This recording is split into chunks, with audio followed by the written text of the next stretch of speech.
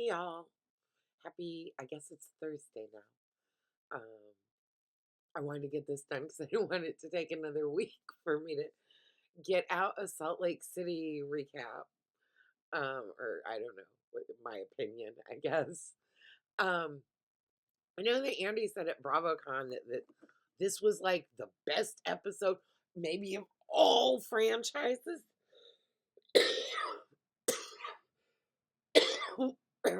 Is that episode still coming? The episode was good, don't get me wrong.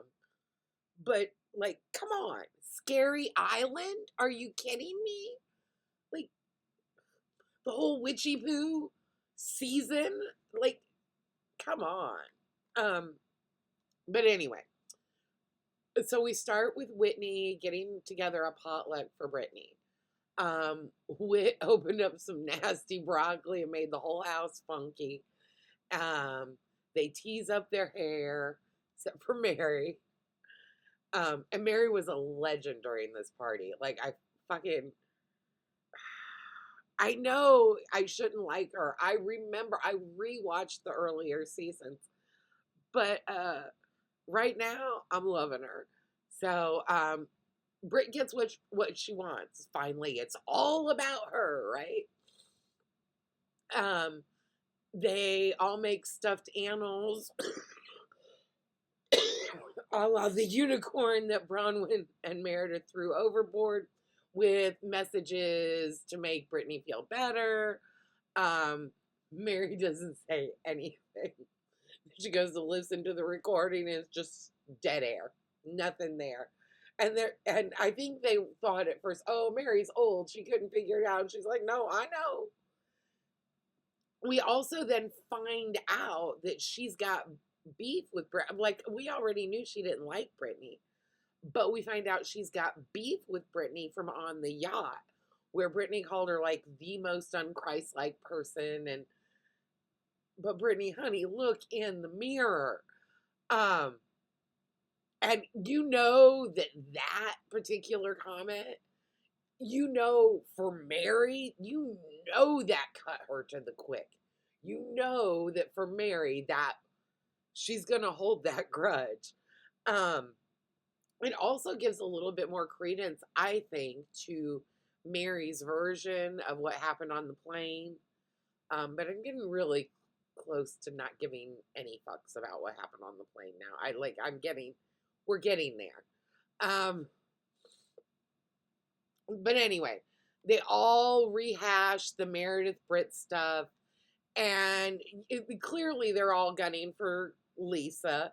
And it's so fun. They're using the Merediths, like literally, Meredith's actions have given them an excuse to go after Lisa almost. Like, listen.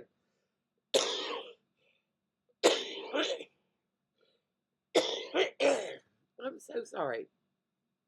Um, that's what happens when you smoke up right before you record. But anyway, but this is kind of why I like Salt Lake City, and then kind of why I'm like, because there are two sides. Like, I don't like them actively trying to get people off the show. I don't like how they did Monica Garcia.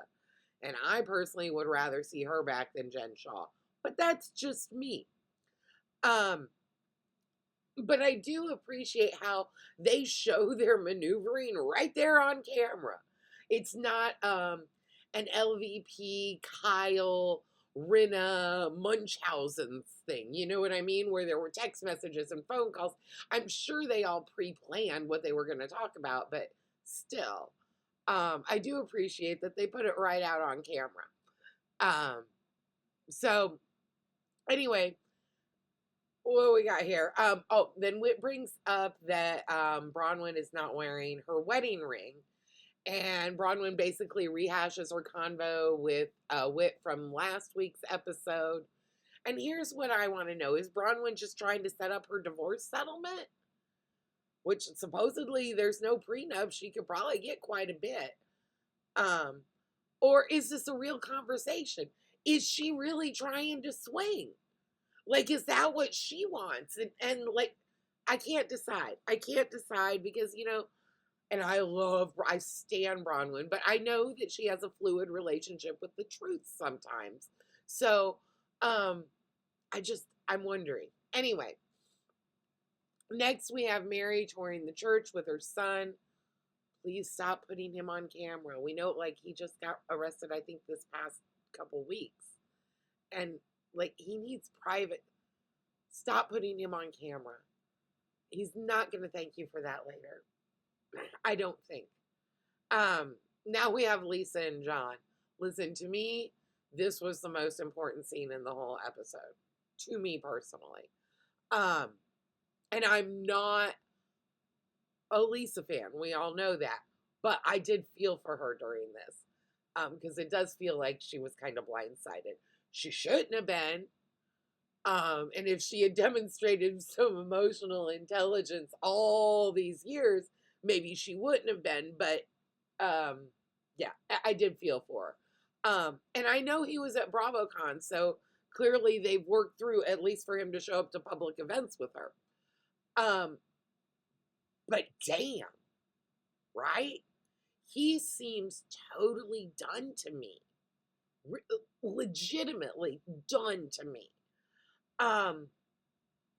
Like I said, and like people that have met him say he's just the nicest guy in the world. But like, I don't know. He seemed really done to me. That seemed hard. It seemed like he had hardened his heart, and that it was harsh to me.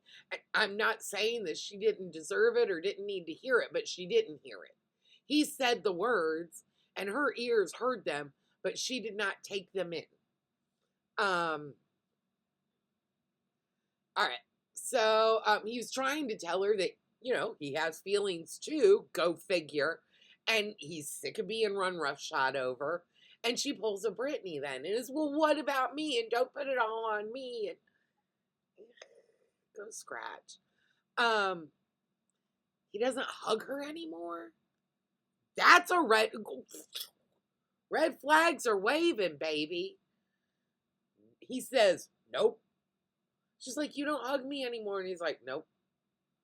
And instead of her asking why can you not even stand to hug your wife? She just keeps on going with her list of complaints. What the fuck?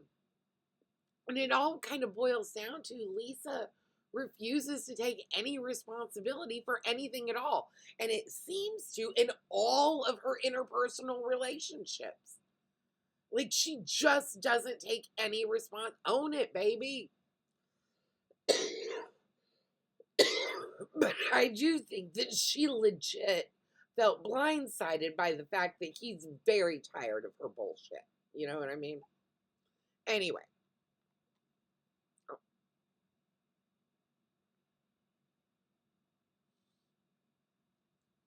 So now we've got Britt and Jared. Don't care. Really, I mean, I don't care. But I do kind of care because as annoying as she is kind of entertaining too. What else would I have to talk about? But y'all, was this scripted? Or is he that big of a douchebag? He brings up her flirting with every swinging dick on the yacht. Well, yeah, she did. So what? I feel like Ross. You were on a break. Come on. He is right that she doesn't need to be with anyone until she is less chaotic and gets her shit together.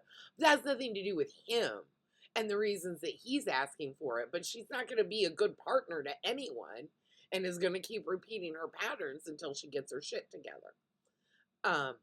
So, like, but is he really that awful? Oh, wait, I did see his social media. Yeah, aren't his socials like super, like, I kill elephants? I don't know. And he is that awful, I think. Dude. And like, you're tarnishing the Osmond name. What the fuck? Right? Oh my God, y'all should have, it was a Crappens, Watch What Crappens recap, and I don't even know if it was Salt Lake City, but Ronnie started singing Joseph the Amazing Technicolor Dreamcoat, and that shit was fucking hilarious. So shout out to Ben and Ron. I love them so much. They're so funny.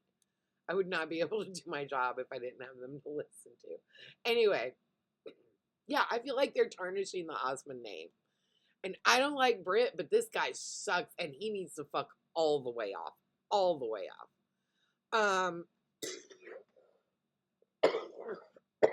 I'm sorry, y'all. Now we have Todd and Bronwyn. Telling Todd that they need to have a convo in person is code for on camera, right? And I think I really do think that Bronwyn is ready to swing and mix it up. And I think that might be at the root of all this. I don't know.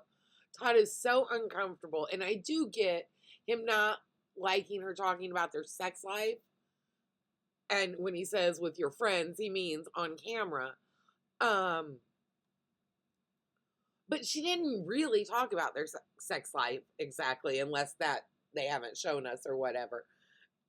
She, like, talking about your sex life is, hey, Wit, Todd likes it when I put on those costumes and peg him.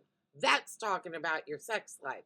Saying that, you know, he was looking at porn. Some bitch on Twitter said he was looking at porn or what, or looking at a naked lady or sexting or whatever he was accused of doing. That's not talking about your sex life. And that shit's out there. So, her saying, ooh, I might be open to something. Well, that's not really talking about your sex life either. That's talking about her. So anyway, but I get what he was saying too. I wouldn't want people talking about my shit on camera either, but then I wouldn't go on a reality show because no one wants to see that shit, right? Only 32 people like to watch me on a regular basis. And I think, you know, most of those are friends and family. Anyway, so now we get to the church. The door is locked when Mary tries to open it, which I thought was hilarious. And then we find out that her son was high when they went to leave, and so she had him stay home. And that must have broken her heart, you know? This day was clearly very, very important to her. And that really must have broken her heart. I felt bad for her. And I do admire how she pulled her shit together and went out there, and the show must go on, and good for her. All the ladies arrive at the church, and they are a little dumbstruck when Meredith and Lisa show up. Like, and I'm like, well, what did you think? What did you think was going to happen? Right? They were going to get. Did they think that Lisa and Meredith were going to just lie down and be like, oh, they don't like us anymore. I guess we'll stop being on this show. No. Anyway, Angie also cracked me up talking to literally everyone that goes to Mary's church. You can tell that that is a real relationship, and I love that. Also, Whitney, the saying is sweating like a whore in church. You can't really say that, and now you gotta say sex worker in church, and that doesn't sound as crazy. But you're sweating like a whore in church. It's sweating like a whore in church and colder than a witch's tit. So just FYI, Whitney. Come on. Mary preaches and they all huddle up, and I got a little misty. I was a little verklempt, I'm not gonna lie. But yeah, to me the most important part of the episode was the Lisa and John stuff, because like that was sad and disturbing, and he was very cold, and I feel like in that moment at least he was done. Anyway, hopefully I'll have another one up soon. Take care of y'all. Bye.